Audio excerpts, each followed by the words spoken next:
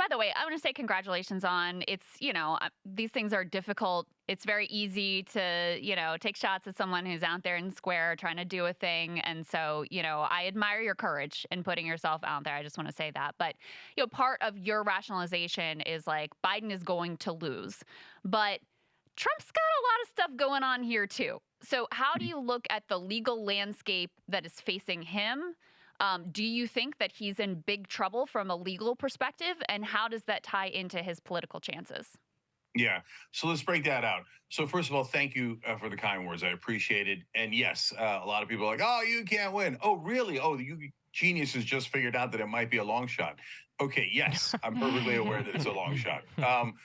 Second of all, the reason I'm running is because of another giant piece of news that came out today that further supports exactly what I've been saying all along, which is Morning Consult poll saying that Biden is now losing 5 out of 7 swing states and tied in a sixth, and barely hanging on in Nevada. He's losing Pennsylvania. We cannot lose Pennsylvania. We can't come close to losing Pennsylvania.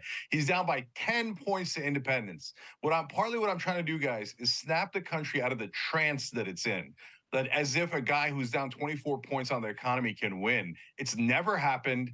And people think Biden is the one miracle charismatic candidate that is so overwhelmingly liked by the American people and so good at politics that he's going to overcome a 24-point deficit on the economy, 10-point deficit with independence. So I'm sorry. I desperately, desperately don't want Trump to win, but Biden's going to lose. In fact, I literally bought the website, bidensgonalose.com. Okay. So, and so I'm going to say it. I don't care how much it hurts people's feelings. There's a frickin' iceberg straight ahead. Turn the ship. Okay. So we'll get to who, me, all that in a second. But to your point, Crystal, here's a second thing that I got to snap people out of the trance of, because apparently I get it. Laymen don't know how the legal system works. First of all, if Trump wins, all the federal cases disappear instantly. In 1 second flat, they're gone. Jack Smith's cases, etc., wiped away. I don't want anyone having even 1% doubt about that. Gee, I wonder if he'll pardon himself and fire everyone at the Justice Department who was trying to prosecute him. He'll even put them in jail. Please don't be ridiculous, okay? So secondly, well, how about the state cases? Ladies and gentlemen, we got them, right? No, we don't. He's going to appeal them. So what if he's convicted? MAGA and independents he's already charged with 91 crimes. Does it look like it hurt his numbers? He's crushing Biden. It hasn't hurt his numbers at all, and it's not going to hurt his numbers. And he's not going to go to jail. He's going to appeal. And then what's going to happen? In a good case scenario where he loses in Atlanta or loses in New York, and then he's convicted in a state court, but he's the sitting president of the United States. And by the time the appeals are done, it'll be like 2025, 2026. What are they going to do? Go arrest the president? No, they're not. And it's going to be totally irrelevant and totally useless if he wins the presidency, which he is completely on track to do right now. JenkForAmerica.com, BidensGonnaLose.com.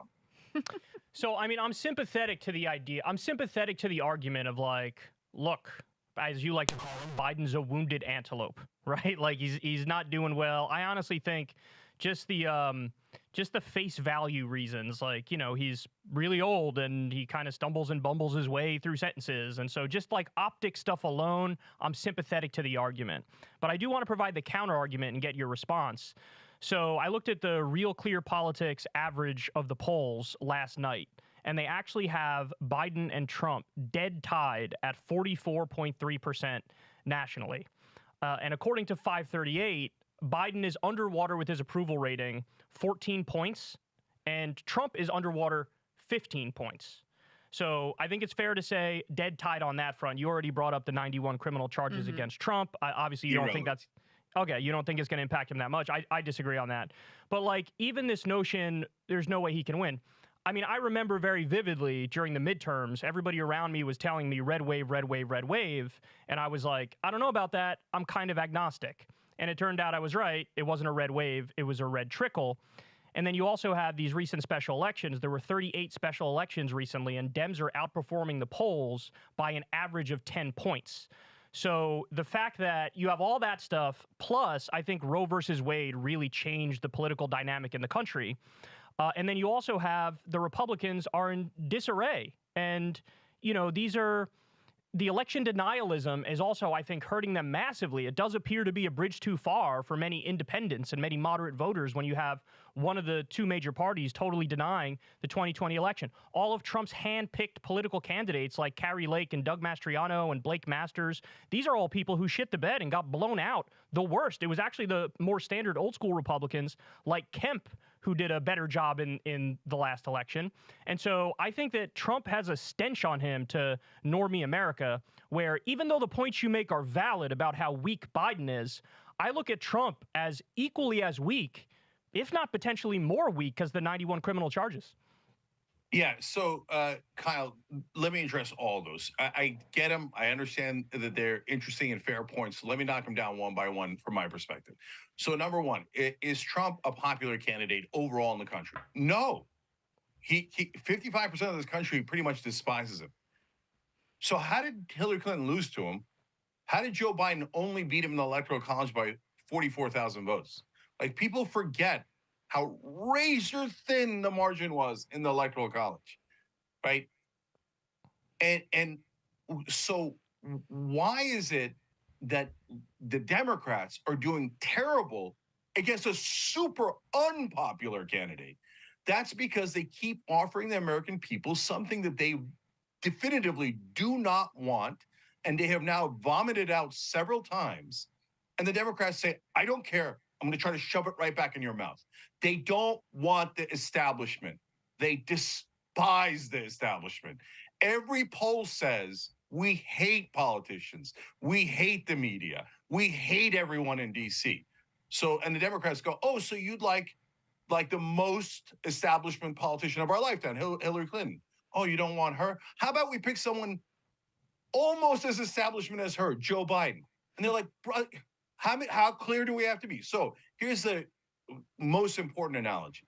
So I don't know if you guys are football fans, but these days the Raiders aren't playing well. So if you say Trump's like the Raiders, come on, anybody can beat the Raiders. So let's just put up anyone we want in the Super Bowl and we'll win. I'd say, whoa, what are you doing? Why would you put up the Bears? The Bears are the only ones that could lose to the Raiders. Why don't we put the Chiefs up against the Raiders? Granted, that would not be a Super Bowl. I get that. They're both in the AFC. But play the Chiefs. Run the Chiefs. Don't run the Bears.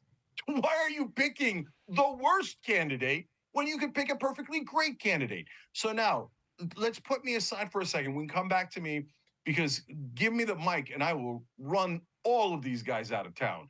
They like put me in a debate, I'd win in a landslide. It wouldn't even be close. So, okay, but you could say Cenk's crazy. I don't believe that. Fine, no problem. Josh Shapiro, governor of Pennsylvania, crushed a Trump acolyte by about 20 points. He's very popular. He's strong. He's establishment enough not to freak out the establishment. And he's slightly progressive in a way that could actually appeal to the average man. Would he win Pennsylvania? Easily. We take Pennsylvania off the board. That's already ours. And then he would do 5 to 10 points better than Biden almost everywhere. Why are we purposely picking a candidate who's nearly the worst candidate that we have? 75% of Americans say they don't think Biden can even finish a second term. Literally 3/4 of the country thinks he's going to die in office if he wins again. Are we lunatics to pick that guy?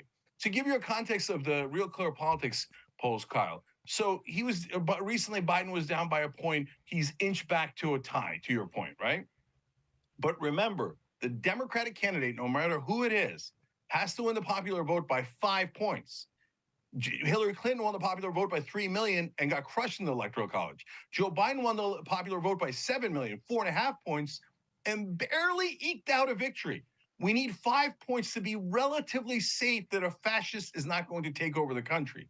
And Joe Biden is not going to beat Trump by 5. He's never been close to being above Trump by 5. The only time that he was close to beating Trump by 5 was on election day of 2020. And all he's done is slide dramatically down since then. He was at 54 at the time, and he eked out a victory. Now he's at 39. So 15 points lower than when he almost lost. And people in their right mind think that that's the right candidate to run. No way. Joe Biden's going to lose.com. Joe Biden's going to lose.com. It's obvious. It's super obvious to anyone who's looking at it objectively. So enjoy your bombastic. Yeah, okay. So just a couple points to respond to that. There was a poll that just came out with had Biden up 7. So and that's not the average, to be fair, but my point is I absolutely think it's possible that he hits that benchmark. I'm not as convinced as you that there's no way he can win. To your point about all the other Democrats, part of me believes what you're saying, but the other part of me is like, I don't know, man, name recognition is like really, really, really important. And Biden's got the highest name recognition in the world, and nobody knows who Josh Shapiro is other than Pennsylvanians. But look, let's go candidate for candidate to get into the specifics here, because I have a little bit more of a nuanced view on, if a candidate is more electable than Biden. So if you tell me Kamala is more electable than Biden, I disagree. If you tell me Pete Buttigieg is more electable than Biden, I disagree. I agree with you that almost everybody after that is probably more electable than him, although the name recognition thing complicates it a little bit. But like Newsom, J.B. Pritzker, Warnock, potentially Whitmer, like I feel like all of them are probably more electable than Biden. Do you believe that, no, literally all of those candidates are less electable than Biden? Okay, so first of all, let's note that I'm the only presidential candidate in history that keeps arguing for other candidates. But that's because, look, guys, I'm in this because Donald Trump said that immigrants are poisoning the blood of our nation. That specific quote is only used so far in world history by Adolf Hitler and Donald Trump. That's him saying, look, don't say I didn't warn you. I used literal Nazi quotes. And I had dinners with Nazis, and I said that there were not good people on Nazi side. So we have to beat Trump. We have to beat Trump. And going in with a wounded antelope is insanity. So, okay, so then people go, you're right, Kyle. They go, Kamala Harris then. She's next in the line of succession. Did we vote on being a monarchy and I missed it? No, line of succession is when you're president. If something, God forbid, happens to the president, then you're in the line of succession. But there's no line of succession in primaries and in elections. No, Kamala Harris will enter the primary and she'll get annihilated because she's a terrible candidate. So I agree with you. Pete Buttigieg is so establishment, so elitist, so unlikable by the average man that I would put him in the Biden category as well. But as you just acknowledged, every governor would do better than Biden. Here, I'll give you another governor, Andy Beshear. A, literally the most popular governor in the country. B, he's a Democratic governor in Kentucky. Does anyone want to make the argument that Governor Beshear wouldn't be a better candidate than Joe Biden? Well, I mean, if you make that argument, you're just admitting you're so biased you can't see straight. Of course, the guy who's the most popular governor is going to do way better than the guy who's an incredibly unpopular president. And I know it breaks a lot of people's heart to hear that, but 39%, my whole life, if an incumbent was under 50%, every analyst agreed he was in massive trouble and very likely to lose. Now we have an incumbent under 40%. Never happened. An incumbent winning when they're under 40% literally has never happened. But we think we don't need the Chiefs. We don't need the most popular governor. We don't need guys who would be up 5-10 points on Trump. Let's go with a wounded antelope. No, hell no. Even if you're not going to pick me, which let's have a real race, and then I'm happy to run against Beshear, Shapiro, Newsom, and make my case, jankforamerica.com. But for now, guys, if I don't go up in the polls and I don't put enough pressure on Biden, the Democrats in Washington are going to sleepwalk us right into that iceberg. And then when we're in the freezing water going, oh my God, what happened? How did we lose democracy? How did we live under a fascist state? I'm going to tell you guys, what did I tell you? Why did you run the weakest candidate in history against a fascist? What kind of insanity is that? Pick any random Democratic governor and they'll do way better than Biden. So I don't think either one of us is arguing that Biden is a particularly strong candidate. I'm not as convinced that he's for sure going to lose. And I also see clearly that we could do worse. And I just pulled up, this is the Democratic primary nomination without Biden, you know, where they float a bunch of names and see who comes out on top.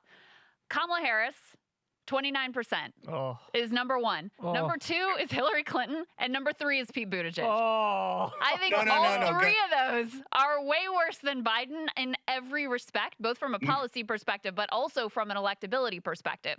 So it is not clear to me at all that if you actually did open it up to the wide world of Democratic whoever, that you would end up with someone who was better in any respect than Joe Biden. So, Crystal, first of all, what a weird poll where they polled like only the three most toxic Democrats in the country. No, there's more people on the list. I'm looking at it now. Next comes Newsom, next comes AOC, then Warren, Stacey Abrams, so J.B. Pritzker, Amy Klobuchar, a bunch of people were polled. Those just were the top three. Those were who the Democratic base voters were like, yes, Kamala Harris. Yeah, so guys, so this gets to a giant misnomer. Name recognition is massively important in primaries. It is not at all important in a presidential race. Do you think that there's any chance that the people, by the time the election is rolling around, are going to be like, oh, I don't know who the Democratic candidate is. I guess I'll just vote against them. No, they're all going to know who the Democratic candidate for president is. That's not even close.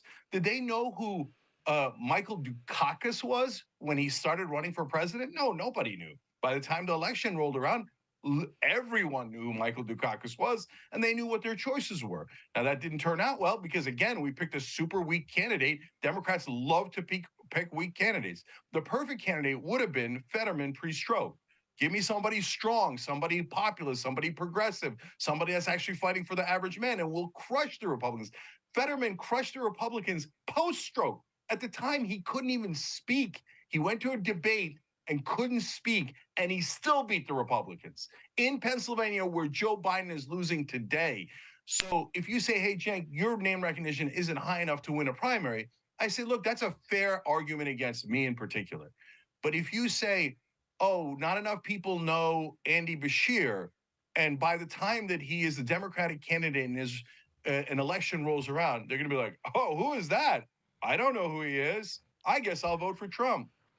0% chance of that. Yeah. Guys, you're just getting a couple teaser clips from this interview. The real interview is way longer than this. It's probably an hour and 30 minutes or even more than that. So do us a big favor. Go below to Substack, sign up for Crystal Kyle and Friends, and watch the whole interview.